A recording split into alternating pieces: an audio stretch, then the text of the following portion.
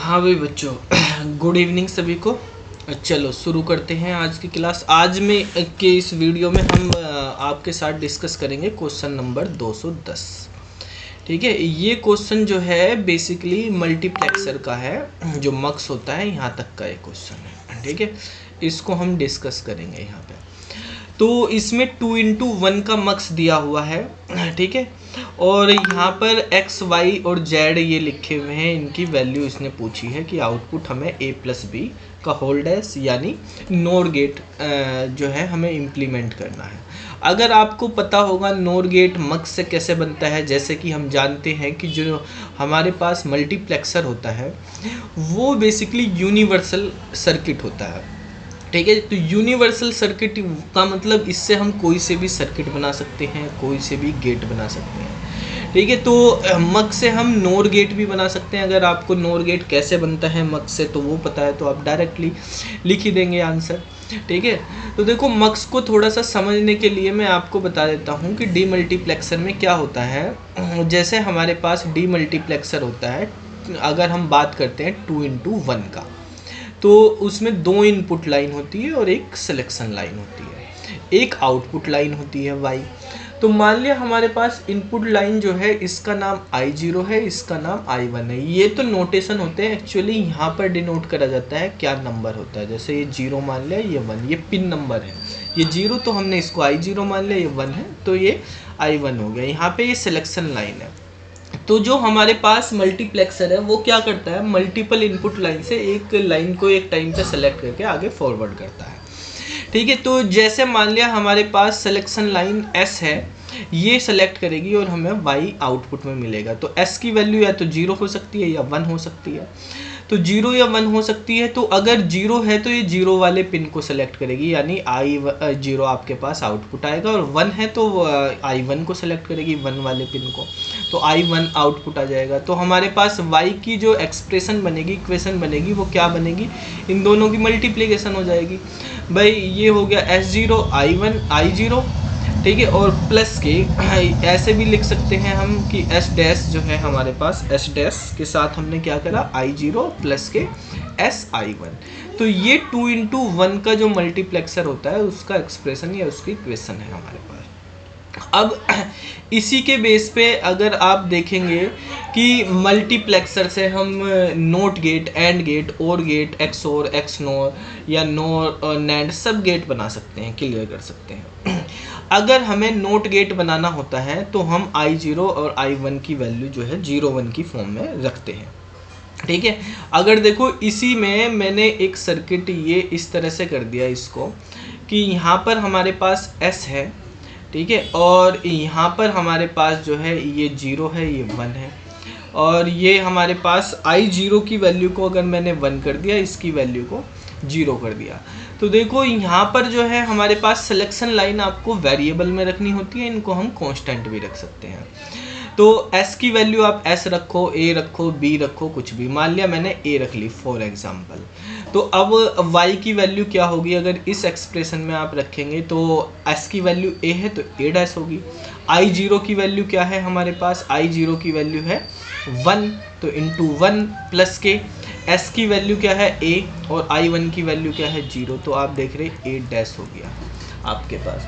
तो हमने अगर सिलेक्शन लाइन में इनपुट A किया तो आउटपुट आपको क्या मिल रहा है, 8 डैश मिल रहा। तो ये जो है हमारे पास एक तरह से मल्टीप्लेक्सर से नोट गेट बन गया है। मल्टीप्लेक्सर से नोट गेट हम इस तरह से इम्प्लीमेंट करते हैं। अब इसी का यूज़ करना है हमें, जो हमें क्वेश्चन दिया हुआ है। तो उस क्वेश्चन को अगर आप देखेंगे तो देखते कि अगर आपको ये कॉन्सेप्ट समझ में आ गया तो क्वेश्चन भी हो जाएगा आपके पास। ठीक है, उसमें हमारे पास इस तरह से दिया हुआ है यहाँ पर, और पहले वाले मल्टीप्लेक्सर का आउटपुट दूसरे की सिलेक्शन लाइन बन रही है, और यहाँ पे फाइनल आउटपुट हमें दिया हुआ है। यहाँ पर X लिखा हुआ है, यहाँ Y लिखा हुआ है, यहाँ पर C लिखा हुआ है, यहाँ पे Z लिखा हुआ है। बाकी जगह क्या है वो अभी हम देख लेते हैं। ठीक है, तो यहाँ पर AB है, और जो है ये 1010 लाइन दी, हमारे पिन जो है वो 1010 की फॉर्म में है। ये पिन 1 है, ये पिन 0 है, यहाँ पर AB है, और आउटपुट हमारे पास जो है वो दिया हुआ है A प्लस B का होल टेस, ठीक है, यानी नॉर गेट। अब इसमें देखो ऑप्शन से ही आप आंसर कर दोगे, अगर ये दे रखे हैं 10B 10 इतने, ठीक है। तो भाई चलो देख लेते हैं इसको। ऑप्शन जो है हमारे पास यहाँ पर दिए हुए हैं। ऑप्शन में एक दिया हुआ है 10B 10A और आपके पास दिया हुआ 01A 01B, इस तरह के ऑप्शन है, ठीक है। तो देखो यहाँ पर देखने से हमें पता चल रहा है ये नोट हो रहा है, A+B का नोट कर रखा हमने। तो ये अगर नोट गेट की तरह काम करे, इसको हम नोट गेट बना लें और यहाँ पे A+B हो, तो हमारे पास A+B का नोट आ जाएगा, क्योंकि ये वाली वैल्यू तो हमें 01 की फॉर्म में ही रखनी है, ठीक है। तो ये तो 01 की फॉर्म में कांस्टेंट वैल्यू जो है वो नोट गेट देती है। अगर हम नोट गेट यूज करते हैं तो 01 की फॉर्म में हमारे पास, क्योंकि नोट बनाना हमें यहाँ पे देखो आप देख रहे हैं, वैसे भी और भी अगर बनेंगे तो, लेकिन अगर 01 की फॉर्म में दे रही उनको ऐसे एडजस्ट कर लो कि नोट गेट बन जाए, तो हम इजीली सोल्व कर लेंगे उसको, ठीक है। Z की वैल्यू आपको A और B में से कोई लेनी। तो हमारे पास अगर मैं Y का एक्सप्रेशन लिखता हूँ S'(I0) प्लस के SI1 होता है, तो अगर इस वाले 2×1 का मक्स है जो ये, इसको हम सोल्व करते हैं तो देखो S की वैल्यू यहाँ पर है Z, तो Z की वैल्यू हमें या तो A लेनी है या B लेनी है, ठीक है। तो अब अगर आप देखेंगे यहाँ से, अगर हमें A+B बनाना है, A+B बनाना है तो हमारे पास क्या वैल्यू होनी चाहिए। तो A हमारे पास वैल्यू हमें यहाँ पे देखनी, क्या हम वैल्यू लेंगे। Z की वैल्यू अगर मैं यहाँ पे A रख देता हूँ तो देखो A' हो जाएगा, और I0 की वैल्यू 0 वाले पिन पे है जो, वो I0 कहलाता है, इसकी वैल्यू B हो जाएगी। प्लस के S की वैल्यू हमारे पास हमने A ली है, अगर हम Z की वैल्यू A रख देते हैं, ठीक है। और I1 जो है हमारे पास A है, तो आप देख रहे हैं ये बन गया हमारे पास A'(B) प्लस के A, और ये इसका कॉम्प्लीमेंट है, तो कॉम्प्लीमेंट को छोड़ दो, A+B हमारे पास आ गया है। तो ये A+B बन गया।